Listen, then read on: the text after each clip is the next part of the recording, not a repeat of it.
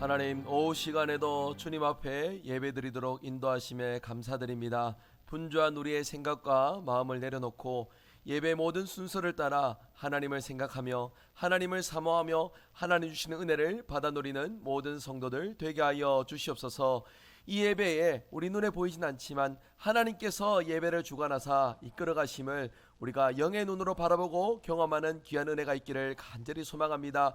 예배 모든 순서를 따라 하나님을 바라보게 하시고 사모하게 하여 주시고 다함없는 은혜와 사랑으로 우리를 돌보시고 우리를 사랑으로 감싸주시는 하나님의 은혜의 손길을 우리 모든 성도들 어느 누구도 빠짐없이 이 예배를 통해 경험하고 온전하게 누릴 수 있도록 은혜 베풀어 주시옵소서. 주님의 몸된 교회를 사랑하여 주시어서 하나님께서 주시는 힘과 능력으로 맡겨주신 사명 잘 감당하는 착하고 충성된 건강한 우리 대구성일교회 되게 하여 주시옵소서. 많은 분들의 수고와 헌신 가운데 주님 맡기신 사명을 감당해 가고 있습니다. 앞으로도 다가오는 모든 시간 주님 오시는 그날까지 더욱 흥왕하게 주님 맡기신 사명들을 감당해가는 우리 교회가 되게 하여 주시옵소서. 이제 말씀을 듣습니다. 주님 주시는 이 말씀을 통해 다시 한 번 더 은혜를 사모하며 우리의 삶을 주께 드리는 귀한 은혜의 역사가 가득하게 하여 주시옵소서. 모든 말씀 예수 그리스도 이름으로 간절히 기도드립니다. 아멘.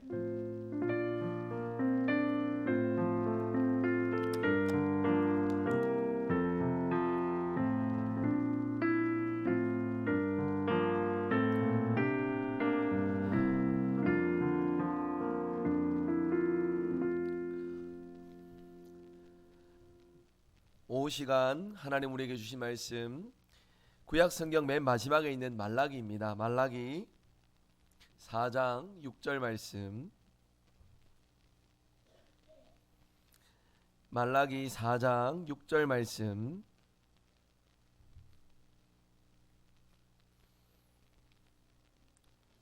구약 성경 1331면 말라기 4장 6절 이 말씀을 우리 함께 한 목소리로 함께 읽도록 하겠습니다. 말라기 4장 6절 말씀입니다.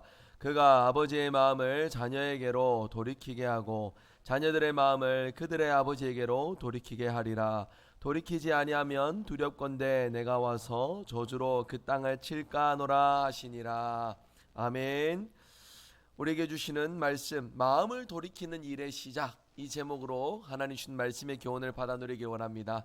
12월 달 이제 설교 오후 예배 설교 주제는 화해입니다. 화해.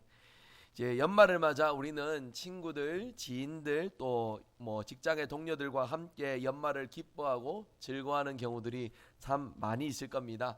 이제 그 중에 사실은 가장 기쁘고 가장 즐거움을, 가장 자유함과 가장 평안함을 누려야 되는 우리의 세상의 초소는 가정이지요.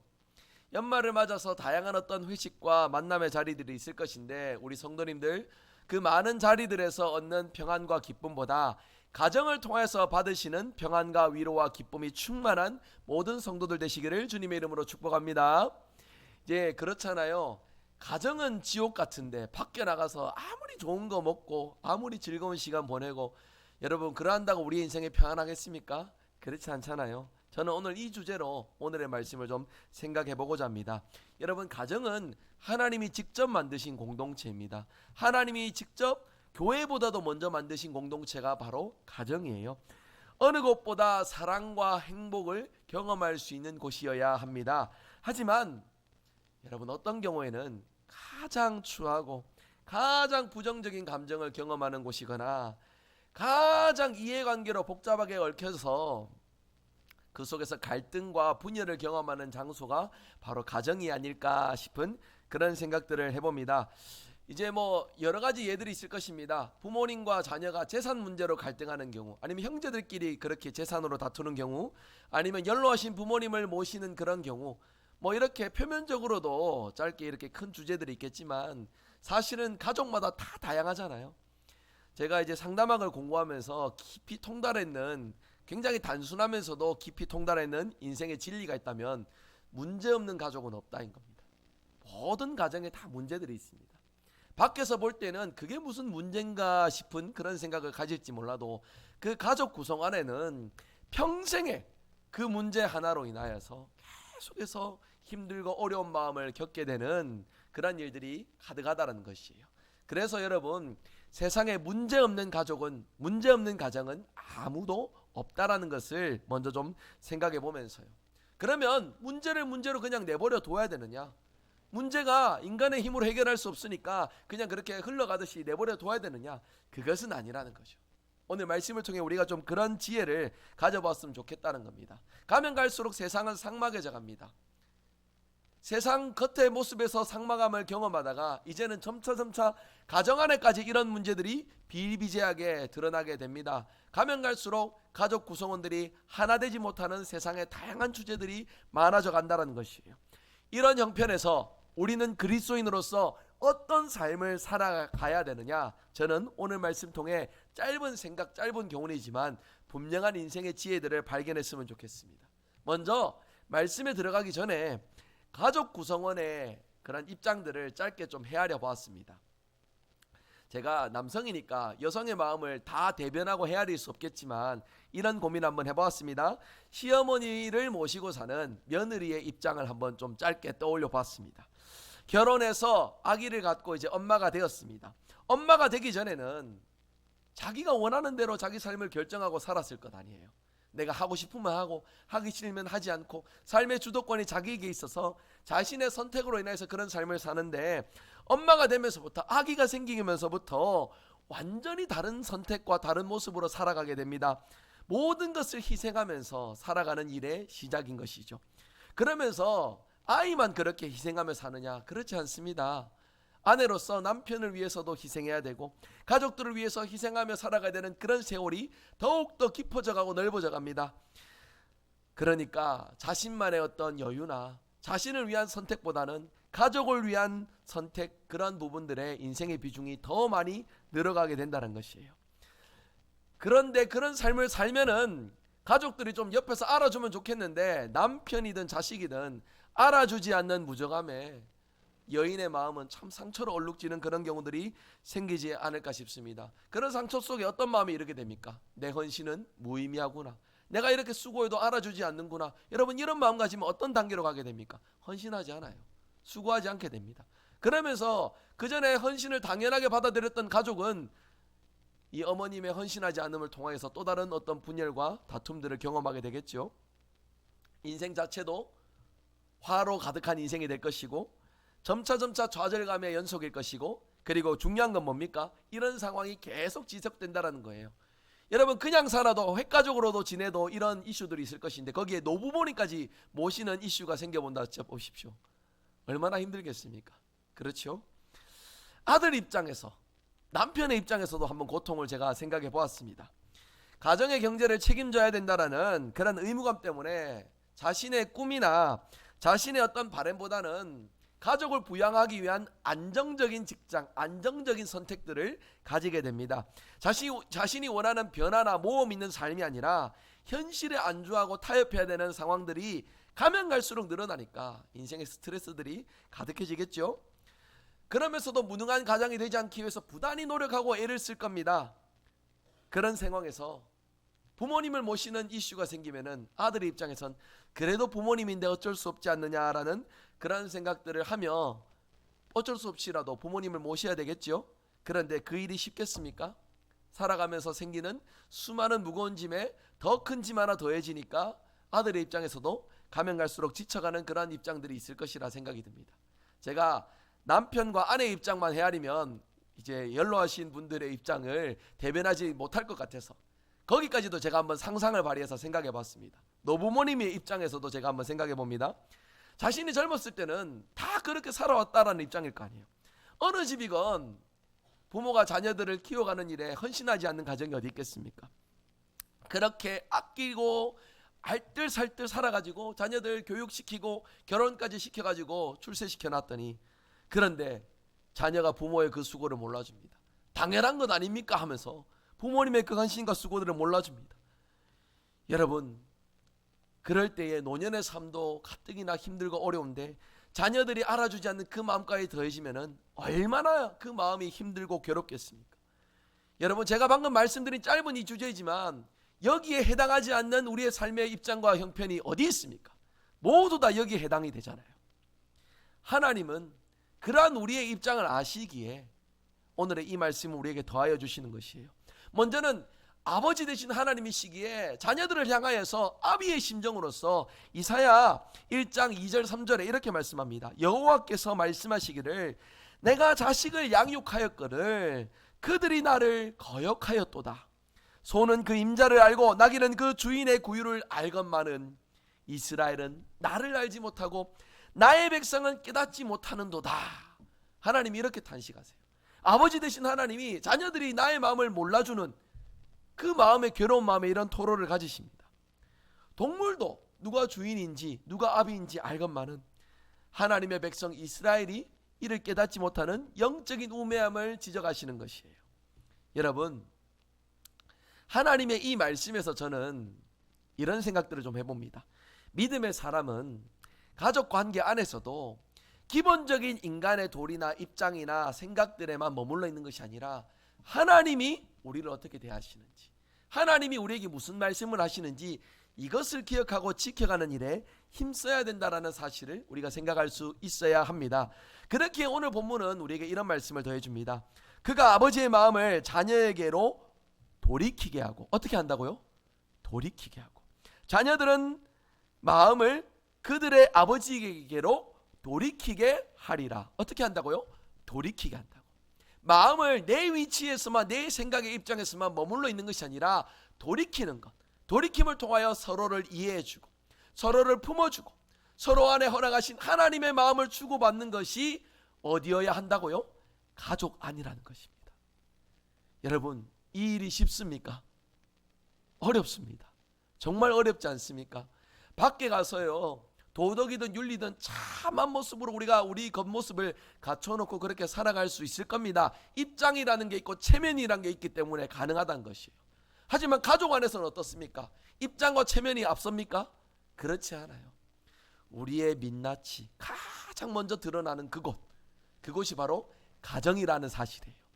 하나님은 그러한 우리의 형편을 아시고 오늘 이 말씀을 통해 이렇게 교훈하시잖아요. 돌이키라고. 내 위치에만 머물러 있는 것을 고수하는 것이 아니라 마음을 돌이켜서 아버지는 자녀에게로, 자녀는 아버지에게로 그 마음을 돌이키는 삶을 살아가라 말씀하고 있습니다. 이것은 우리의 힘으로 불가능합니다. 그래서 읽진 않았지만 말라기 4장 5절에 말라기 선지자는 장차 올 선지자 엘리야가 마음을 돌이키는 이 일을 이룰 것이다 라고 예언의 말씀을 선포하고 있어요. 여러분, 여기서 엘리야라고 언급하여서 우리가 알고 있는 구약 선지자 엘리야를 나타내는 것이 아닙니다. 여기서 언급되는 엘리야는 침묵기 400년 뒤에 등장할 세례 요한을 지칭하는 그러한 표현이 바로 엘리야라는 것이에요. 세례 요한을 지칭하는 말씀으로 많은 성경학자들은 해석을 합니다. 그런데 여러분, 정작 세례 요한 자신은 뭐라고 합니까? 나는 그가 아니라고 합니다. 장차 오실 이에 대해서 한 번 더 언급을 합니다. 그분이 누구십니까? 예수님이죠. 장차 오실 선지자 되시는 예수님을 통하여서 마음을 돌이키는 이 은혜의 역사가 이루어질 것이다 라고 말씀합니다. 무정했던 우리가 하나님을 향하여서 마음을 돌이키게 되고 하나님 주시는 그 마음을 통하여서 아버지가 자녀를, 자녀가 아버지를 품고 사랑하고 믿음의 관계, 사랑의 관계를 가정 안에서 경험하는 은혜의 역사를 누리게 될 것이다 라고 말씀하고 있습니다. 예수님의 모습을 잘 보시면요, 예수님은 하나님의 백성들, 자녀들을, 가족됨을 기뻐하시고 그들 안에서 본인의 역할을 충실히 감당하셨던 분입니다. 어린아이들을 안으시고 축복하여 주셨고요, 부모를 공경하라는 하나님의 십계명의 그 말씀을 다시 한 번 더 상기시키시고 가르치시고, 그리고 몸소 일을 먼저 보여주시고 실천하는 일에 앞장서셨습니다. 가장 결정적으로 여러분, 십자가상에서 고통당하시면서도 거기에서도 육신의 어머니 마리아를 위로하시는 예수님의 모습을 우리가 또 경험하고 볼 수 있는데요, 이처럼 여러분, 하나님 주시는 마음 안에서 가족을 향하여서 마음을 돌이키는 것, 하나님 우리에게 주신 신앙의 열매라는 사실을 분명히 기억할 수 있기를 바랍니다. 저부터도 먼저 좀 이 말씀을 기억하고 지켜가는 삶을 살아가고자 합니다. 저도 여기에서 명찰 달고 이 옷 입고 있으면 목사같이 보이려고 이런저런 행동들을 하겠죠. 집에 가면 얼마나 편하겠습니까? 얼마나 자유하겠습니까? 그 자유함 속에 저의 못난 모습, 연약한 모습들이 영없이 다 펼쳐지잖아요. 저희 아버지가 병원에 계시면서 유튜브 라이브로 예배를 드리셨는데 우리 교회 걸 보셨대요. 그리고 이제 점심 먹고 통화를 하면서 니는 와 아버지 얘기를 거기 가서 하고 있노 하면서 이제 그 얘기를 하십니다. 지금 또 보고 계실지 모르겠습니다. 그러니까 좀 쑥스러워하시면서 멋쩍으시면서 그렇게 얘기를 하시더라고요. 사실은 저에게 평생의 어떤 기도 제목이고 주제 중에 하나가 가족 간에 참 이 소통하고 가족 간의 마음을 나누는 부분입니다. 야, 어려워요. 신앙의 정답을 몰라서 어렵다는 게 아니라 정답을 아는데 거기 가서 뭔가 하나님 주시는 교훈을 실현하는 것이 쉽지 않다는 것 아니겠어요. 금요일날 잠깐 말씀드리면 저는 막 의사가 중리산이 하니까 급해가지고 여기저기 병원을 수소문하고 있고 알아보고 있고 하는데 옆에서 누워 계시면서 괜찮다고 막 이제 소리 지르시고 있죠. 괜찮다는데 니 와 그렇게 촐랑거리고 있나 하면서 아니 지금 촐랑거리는 게 아니잖아요. 의사가 목숨이 총각을 다투고 있다는데 야, 참 마음이 힘들더라고요. 세상 사람들한테 뭔가 소통하고 대화하는 것보다 집에 아파 누워 계시는 아버지하고 그 짧은 시간이지만 소통하는 게 너무너무 힘들더라고요. 그런 순간에 속상한 마음으로 좀 가만히 계시소, 그냥 막 가만히 계시면 좋겠는데 하면서 이제 그런 어떤 막 이제 거친 표현들도 오가고 되고 속상한 마음들도 주고받게 되고, 여러분 그렇잖아요. 가정 안에서 더 예수님 주신 사랑을 경험하고 귀한 마음들을 더 나눠야 되는데 여러분 저만 그렇습니까? 그렇지 않잖아요. 여러분 가정 안에서도 모양은 다르지만 이 이슈는 동일하게 주어질 거란 말이에요. 그래서 저는 먼저는 설교자인 저 자신에게 좀 다짐하고 교훈하는 취지로 오늘의 말씀을 좀 돌아보고 적용하는 그런 시간들을 좀 가져보고자 해서 오늘 이 말씀을 준비하였습니다. 여러분 우리의 가정이 천국이 될 수 있도록 우리의 마음을 부단히 하나님께 드리는 일에 힘쓰시는 저와 여러분 되시기 바랍니다. 그리고 깨달았는 분명한 의미가 있잖아요. 우리가 어느 순간에는 허물어질 수 있을지 몰라요. 그 의미를 지켜내지 못할 수도 있습니다. 그러나 그 자리에 머물러 있지는 맙시다. 조금이라도 하나님의 마음을 깨달았다면 한 걸음이라도 더 하나님이 원하시는 모습을 우리 가정 안에서 먼저 살아갈 수 있는 저와 여러분들 되시기를 간절히 소망합니다. 이렇게 얘기하면 가족끼리 제가 사이가 굉장히 안 좋은 것처럼만 오해될까 싶은데 그건 아니에요. 단지 바람이 있다면 욕심이 많다는 겁니다. 가족 안에서 먼저 이런 일들을 경험하고 싶고 먼저 이런 것들을 해가고 싶은데 내 맘대로 되는 게 왜 이렇게 없노 싶은 마음에 자꾸 포기하고 뒷걸음질 치고 그러면서 자꾸 그 속상한 마음들이 반복이 되고 반복이 되는 그런 상황, 그런 굴레들의 연속인 것 같아요. 그래서 저는 오늘 이 말씀을 끝으로 저에게도 먼저 좀 다짐을 해보고자 합니다. 하나님 주시는 말씀이니 내 마음을 돌이켜서 하나님께서 내게 이 땅의 육신의 가족으로 엮어주신 그 모든 이들을 사랑하고 그 속에서 하나님을 먼저 나누고 경험할 수 있는 모습으로 저도 그렇게 살아가기를 결단해보고자 합니다. 함께 하시는 모든 분들에게도 다양한 가정의 모습과 상황들이 있을 것이에요. 그 속에서 여러분은 내 마음의 자리에 머물러 계시는 것이 아니라 예수님을 통하여서 마음을 돌이켜 가족 안에 주님 주시는 마음을 흘려보낼 수 있는 은혜의 삶을 감당하시는 저와 여러분 되시기를 간절히 소망합니다. 말씀 맺겠습니다. 하나님은 우리 가정을 세우신 분이십니다. 그리고 하나님은 우리 가정을 이끄시는 분이십니다. 우리 주님은 십자가의 사랑으로 우리의 죄를 깨끗하게 하여 주셨고 하나님과 가족이 되는 자녀가 되는 그 은혜를 우리에게 허락하여 주셨습니다. 그렇게 우리는 그 주님의 도우심을 경험하여 우리의 가정을 천국으로 만들어갈 수 있는 자들로 부름을 받았습니다. 우리의 모든 성도들의 가정이 천국이 될 수 있길 바랍니다. 가족 안에 서로 사랑하고 주님 주신 마음으로 서로 소통하고 서로 마음을 나누어 예수님과 화평을 이뤘다면 가족 안에서도 화평을 위하여 우리가 더욱더 마음을 돌이켜 주의 뜻을 이뤄갈 수 있는 저와 여러분 되시기를 주 예수 그리스도의 이름으로 축복합니다. 아멘. 우리 함께 찬양하기 원합니다. 주님, 우리는 연약합니다. 우린 오늘도 힘겨운 삶을 살 수밖에 없습니다. 주 뜻 이루며 살기에는 우리가 너무 부족하고 연약한데 한없는 주님의 은혜로 우리는 이러한 삶을 살아갈 수 있게 되었음을 고백하오니 주여 우리를 불쌍히 여기시고 우리를 돌봐주시고 은혜를 베풀어 주시옵소서. 우리 함께 찬양합니다. 주여 우린 연약합니다.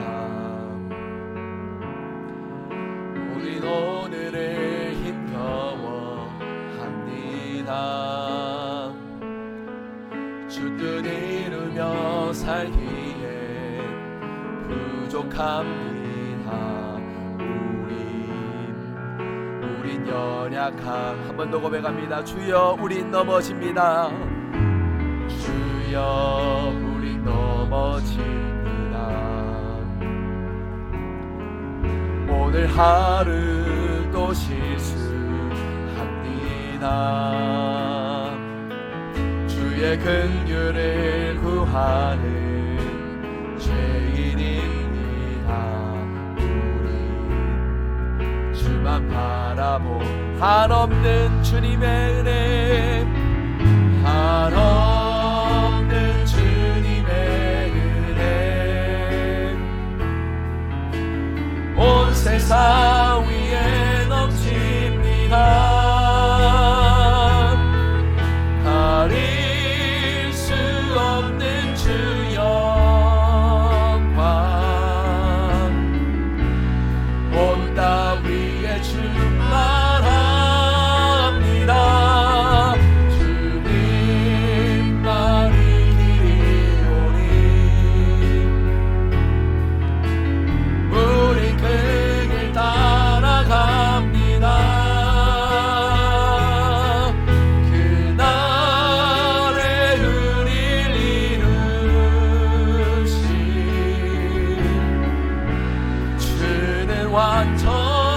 한없는 주님의 은혜, 한없는 주님의 은혜 온 세상 위에 넘칩니다. 가릴 수 없는 주 영광 온 땅 위에 충만합니다. 주님만이 이리오니 우린 그 길 따라갑니다. 그날에 우릴 이루신 주는 완전합니다. 우리 함께 이 시간 말씀 기억하며 기도하기 원합니다. 주님, 우리 가족 안에서 예수님의 사랑으로 서로를 위해주고 아껴주는 마음을 돌이키는 은혜의 역사가 가득하게 하여 주시옵소서. 그리하여 우리의 가정이 천국이 되며 가정 안에서 주님을 주인 삼아 가족 모두가 행복한 우리의 삶이 되기를 소망합나니 주여 우리 가정 가운데 은혜를 베풀어 주시옵소서. 우리 말씀 기억하시며 우리 간절하게 함께 합심하여 기도하기 원합니다. 기도하겠습니다. 주님,